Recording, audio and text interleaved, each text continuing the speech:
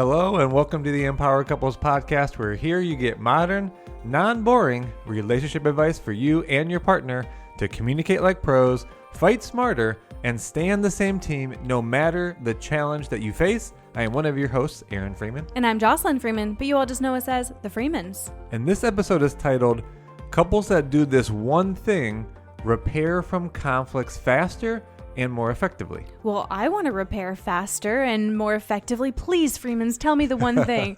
And I asked Aaron, because he came up with this topic. I said, where'd you get this from? And he goes, well, from the failed attempt we had this weekend.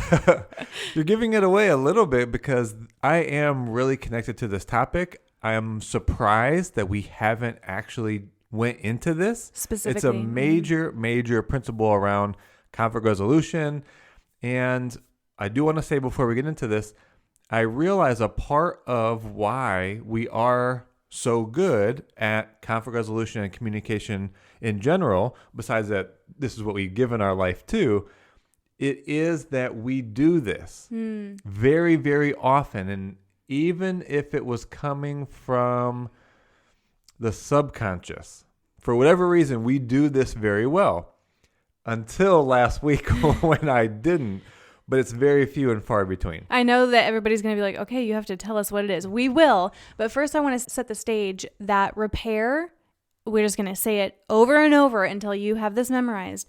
Repair is mission critical to your relationship. It's something to master. It's one of the top, most important things you need to become great at in a relationship, because what we say, and this is from our book, The Argument Hangover, what you don't repair will build into resentment. And you don't want resentment to be lingering in your relationship. So there is something to get into the repair process, which we've come up with the 5 R's. For those of you that have been listening, you know about that. Also have a brand new guide, which we'll speak to in a moment.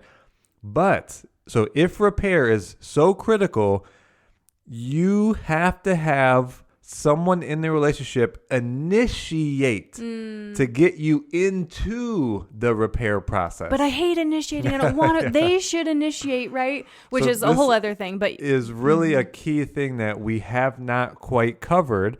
And it is something that's been around in the relationship space. I think the Gottmans did work on this with bids and making deposits, and it does go in that thread. So this is called repair attempts. Mm-hmm. So that's the answer to this title. To actually initiate. One thing that they do is to actually turn towards or accept the repair attempts coming from your partner. So really quick, these are going to be simple gestures that can be both subtle as well as straightforward, that initiate making up and moving forward after an argument. Well, you said something that to me is kind of breaking it up into two important elements, which is number one, there has to be someone who initiates. Mm-hmm. That's one thing. And I know that sometimes we have to set aside our swords and our ego wanting to be right. So there's someone who initiates, and then there's the turning towards it, like you mentioned, right? It's actually receiving the fact that our partner is initiating. So those are two important rules. And hopefully in the relationship, this is a common question we get. I know where you're going. What if I'm always the one that initiates? Yeah. Now, hopefully both of you are listening to this and you want to get it a little more even. You may not always get it 50-50 because one person might be just more comfortable with initiating repair for whatever reason. But it shouldn't be 100-0. Right? Like it shouldn't be that one person is initiating repair 100% of the time. Mm-hmm. So anyway, I just wanted to make that as a note to work a little more towards that being even. Mm-hmm. So let's paint the picture here, set the stage, if you will. You get into a conflict or an argument. Mm-hmm. Now, however long it is, you're now in the argument hangover. And if you're masterful at repair, and now initiating repair attempts, maybe your argument hangover is a few seconds. Oh, maybe it's a few minutes. And it depends on the severity, I would say, right? You can have a small little conflict. Your repair attempt happens like right then, and now you're off to the races of repairing. And maybe it doesn't take a lot, but sometimes it will. So that's why I said, however long, here you are in the argument hangover. You feel disconnected. You feel hurt. You feel even some guilt about some how guilt. you acted. Yeah, you feel angry. Mm-hmm. There's times where, or maybe you just feel slighted. That might be a way to say it.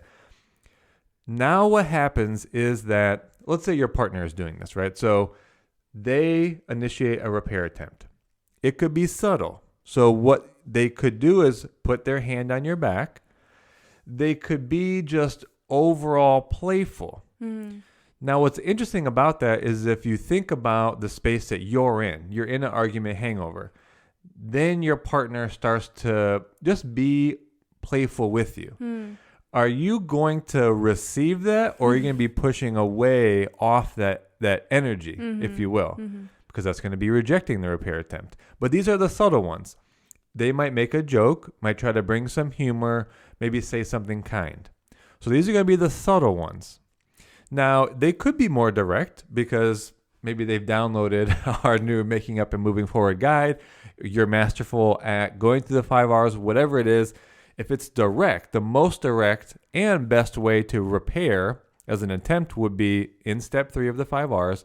You would say, hey, I'm sorry, and I take responsibility for my action. I know it impacted you this way. Which I know that some of you would be like, wow, I wish my partner would be that direct, right? And yeah, that was the most aspirational. Well, and you said something, I know there's a lot of new listeners here, which, hello, we're so glad that you're here. You said something really fast that people may be like, wait, what was that? Which is the 5 R's to repair. That's our process, our steps for how to have a complete repair conversation, because just saying I'm sorry isn't enough. Just making the jokes, for example, let's move on, honey, I love you, isn't enough. And so the 5R process is, we have it in a few different places. It's even in our book, but the guide, the Making Up and Moving Forward guide, for those of you who are new here, is the most in-depth that we go into the repair process with prompts, with things to reflect on, with what to say, what not to say, common mistakes to overcome. Like, if you start going down the path of, blaming who said what, when, where, here's how to come back to the constructive path. So think of the guide as the playbook, as the implementation. So it's a great addition to reading our book, The Argument Hangover. So if you want that guide, it'll be linked in the show notes as well.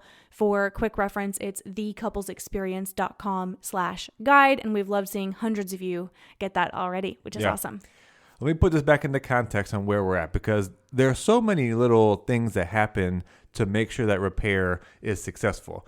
So the one thing that couples do as a couple is they initiate and then they turn towards or accept the repair attempts of the other. Now, what I just mentioned is the most direct and most effective repair attempt would sound like, from our step 3, hey, I'm sorry, and I take responsibility for my action. I know it impacted you this way. I'd also love to hear from you how it impacted you. That's putting together like pages of repair, but that would be the most direct and the most effective. Now, it's not always going to go down like that. So other kind of direct repair attempts, in my opinion, would be saying something like, I'd like to move past this, or can we just forgive and then have a good day? And I really thought about this one because that's sometimes how you say it to me. Hey, can we just move on past this and let's continue to have a good day? And again, it depends on the severity, if you will, of the argument or the conflict, just what repair attempt is needed. But I wanted to paint the picture. You got subtle ones and you have direct ones. Now, the last thing I'll say, because I know I'm dominating this conversation, is the more direct and the more vulnerable your partner is in making their repair attempt, then the more turning away or against will feel like a rejection, like a hard rejection to your partner. I forgot which direction I was going. If your partner's doing it to you, that's going to feel like a strong rejection to them.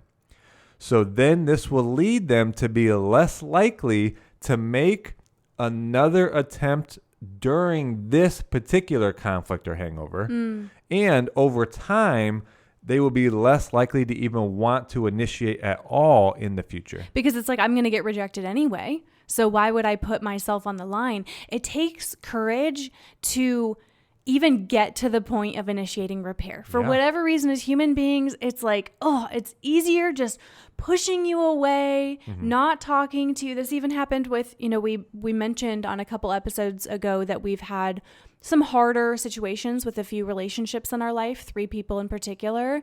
And one, I felt my mind and my ego being like, I'm just going to cut them out. I'm never going to talk to them again. That's what the mind does. It's so much easier to push the person away. But it even seems like it's not just them. It's like the body. Yeah. It is. I mean, and I guess if you're a Joe Dispenza fan, it's your subconscious mind is your body. But I just wanted to hit that because it's like, it's not even a thought. Like your body was like, I'm going to cut them out. Yeah.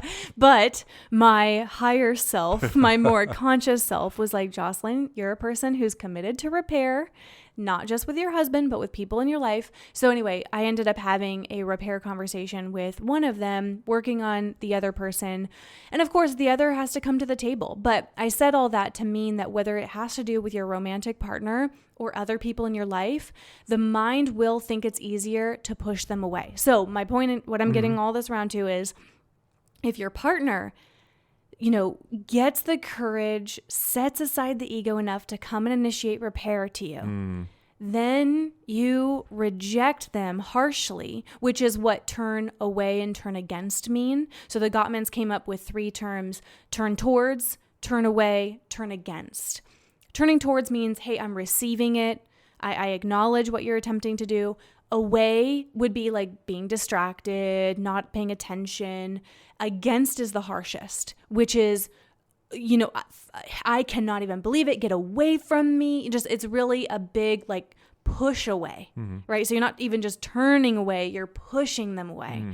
So anyway, just think about how bad it feels to be so rejected. But I know maybe you're going here next, Aaron, is some people are thinking, okay, Freemans, but can you address if I'm not ready yet? Like, are you saying if they come up and initiate repair, I have to be ready? And if you weren't going there, I can come back to that too. Yeah, why don't you come back to that? The answer is no, but there is still a way to have it feel as if you're receiving the repair attempt. It doesn't mean that you have to now get into the conversation for repair, but there's a way to do it, which why don't you speak to next? But I wanted to reframe how you said that. So it's just so critical that when you have a conflict, because you will, that's what a marriage and life is going to be about. You're going to have those. It is so critical that you together as a couple, you initiate faster. And if you as the listener are the one that is receiving the repair attempt, you need to commit yourself to turning towards and accepting that at a very high level percent effectiveness.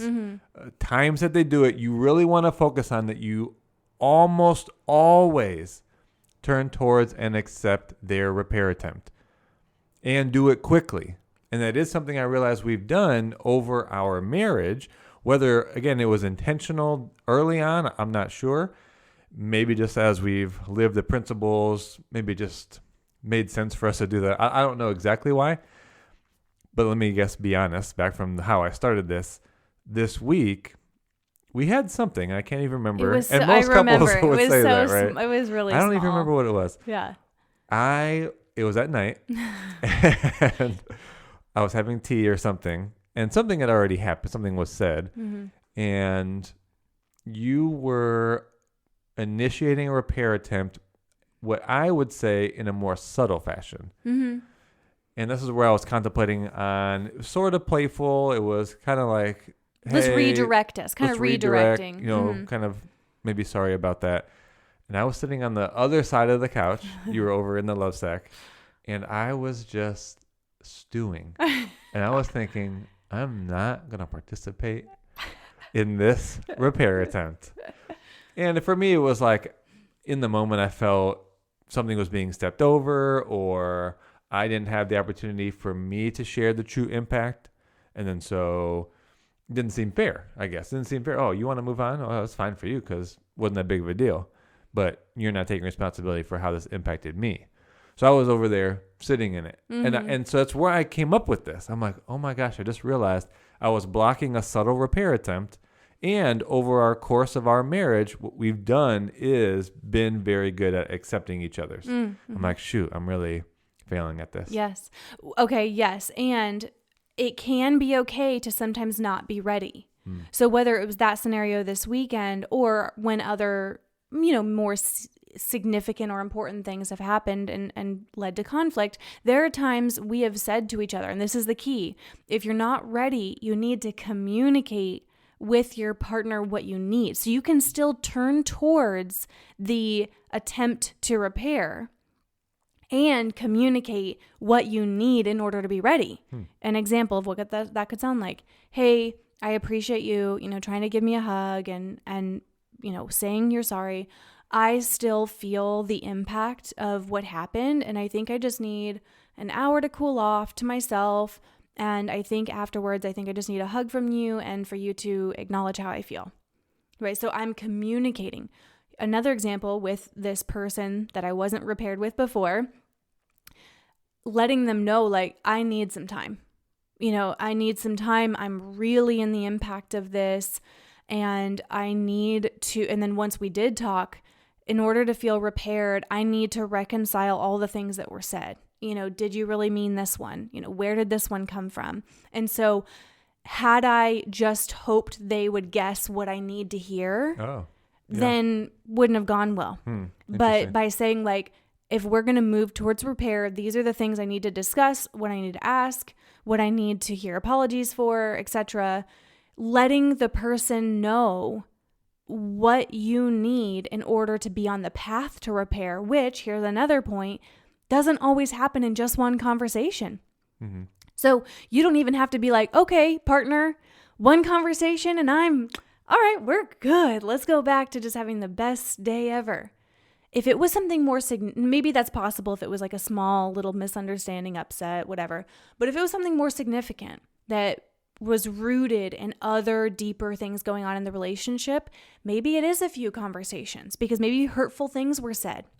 And so that's another cool thing about our guide, by the way, is that you can use the steps that we give you in the Making Up and Moving Forward guide in multiple conversations.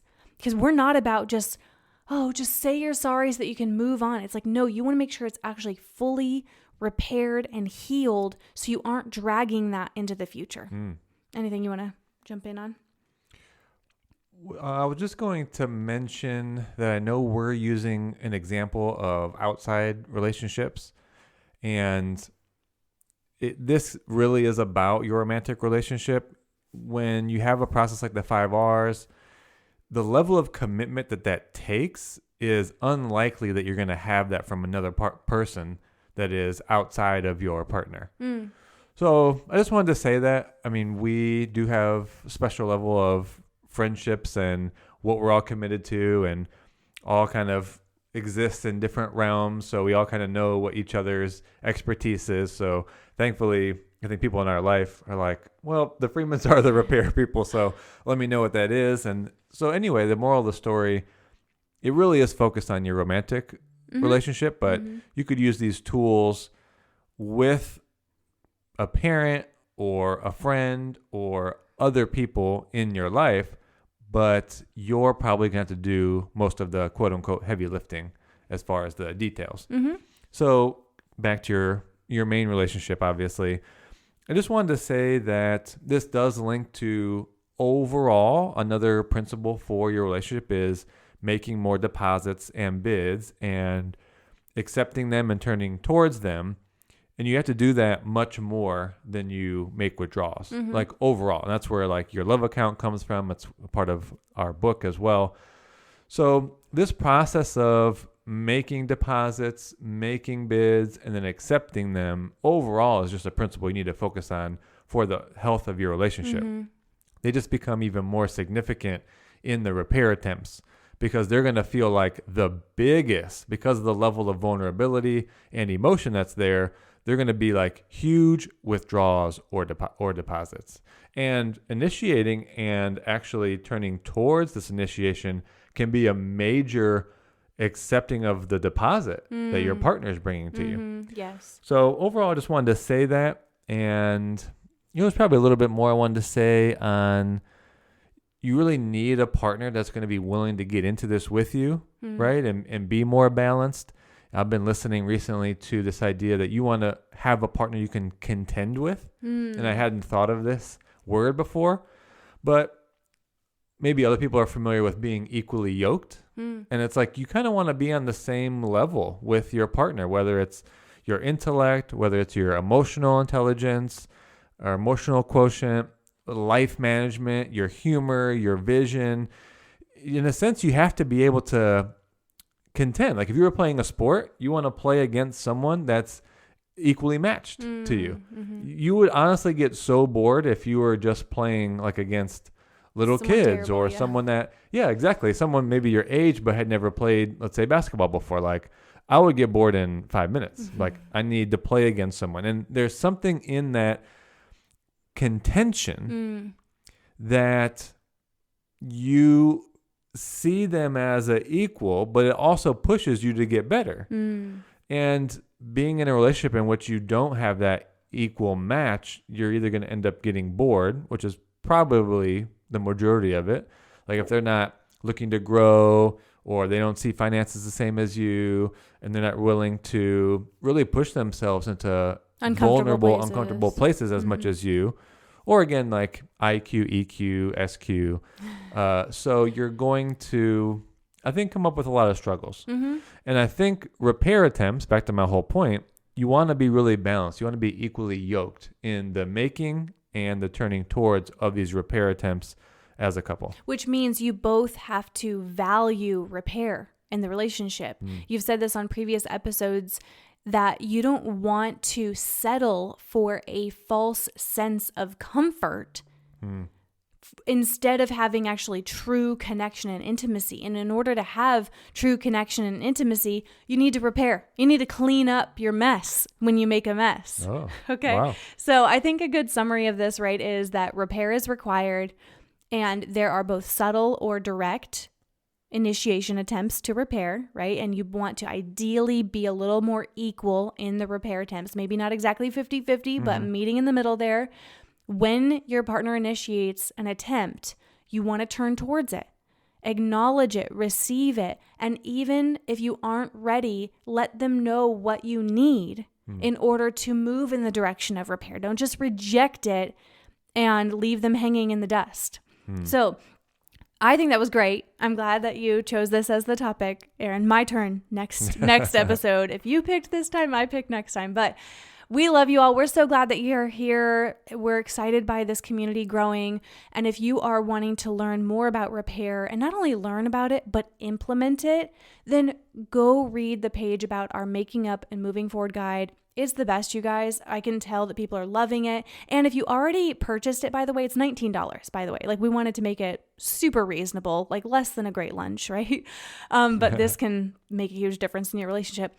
If you've already gotten it before, would you email us or text us some experiences with it? You don't have to say anything that's personal, private information, but it can be a one-liner about how useful you have found it. We just would love to know, and we will pick someone who sends us a review to give you one of our courses as a thank you gift. Oh, wow. Yes. So send us a review. We love you guys, and we will talk to you on the next episode.